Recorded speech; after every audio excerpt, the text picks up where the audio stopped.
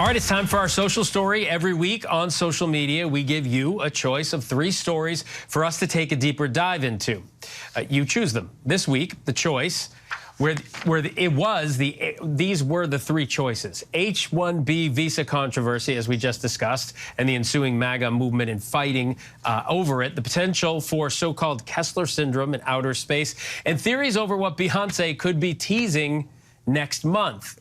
It's a runaway again this week. You chose the H-1B visa controversy. So with that in mind, let's bring in former Republican Congressman and ABC News contributor John Katko, along with the president and executive editor of the Daily Signal, Rob Bluey. Gentlemen, thank you both very much. John, I want to start with you. We're talking about legal immigration here. Why do you think that has become such a hot-button issue for some on the right? Well, when I was in Congress, I became head of the Homeland Security Committee. And at one point when Speaker Ryan was in power, we tried to redo the immigration laws because we understood, and everyone understands, that you can secure the border all you want, but if you don't have corresponding immigration reform, you're never going to really truly get a handle on the immigration situation. And you know, there's visa overstays, there's ag workers that are such high demand. Our visa lottery system is broken. And what happens in the Republican Party, and what's developed, we experienced it then, and it's developed since, is anytime you talk about immigration, the reaction is no amnesty, get them all out. Well, that's not realistic, number one. And number two, we educate a lot of people who all these high-tech companies and specialties want to grab, and they can't stay here after we educate them, number one. And number two, when we need this help from other countries, we don't get it. It's very simple. Have visas for people from other countries, but if they start cutting into jobs, the next year you just decrease number of visas. It's a pretty simple formula. And I think Musk and Ramaswamy are spot on in that we need these people to compete on the world stage and instead of having those people competing against us. All right, so Rob, that seems to be the idea. One of the things Vivek Ramaswamy posted was that he thinks the U.S. has a culture of mediocrity. I'm wondering if you think this flies in the face of what MAGA stands for, or is it what the president-elect means when he says, "Make America Great Again"?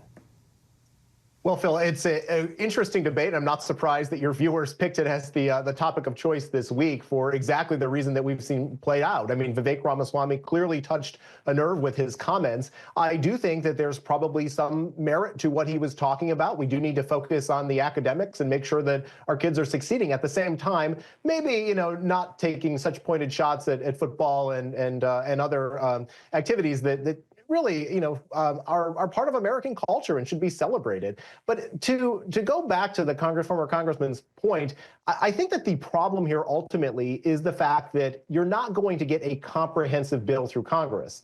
I was reporting on this back in the 2000s, in the 2010s, when people like George W. Bush and John McCain were trying to advocate for such policies, and the American people stood up and rejected them because they want to see illegal immigration stop first before they consider other reforms to legal immigration like H-1B visas. So I think that if Donald Trump is going to get anything through Congress, and he'll have an opportunity with a reconciliation bill here in this next year, it's probably going to have to be focused on the efforts to increase the number of beds for immigration and customs enforcement, and to give Tom Homan the tools that he needs to deport some of those violent criminals that are on our streets and in our jails. And Rob, just curious, do you think this kind of inter-party debate is a good thing for the GOP? Absolutely. I'd rather have it debated publicly and transparently out in the open than behind closed doors. For too long, the policymaking in Congress has been controlled by the 2 leaders of the House and the 2 leaders of the Senate. And when they do that in the back room, you saw what happened just last week when the spending bill blew up in the face of Speaker Johnson. And the American people want to be have an active role. As Congressman Katko knows, having served as a ranking member on the Homeland Security Committee, these efforts are good to have a conversation, and I think that it shows that the Republican Party does have a big tent and welcomes multiple ideas. All right, John Katko, Rob Bluey, sorry. Thank you both very much. That's our last social story for 2024. We appreciate you guys being part of it. We'll see you in the new year. Happy New Year to both of you. Happy New Year to you.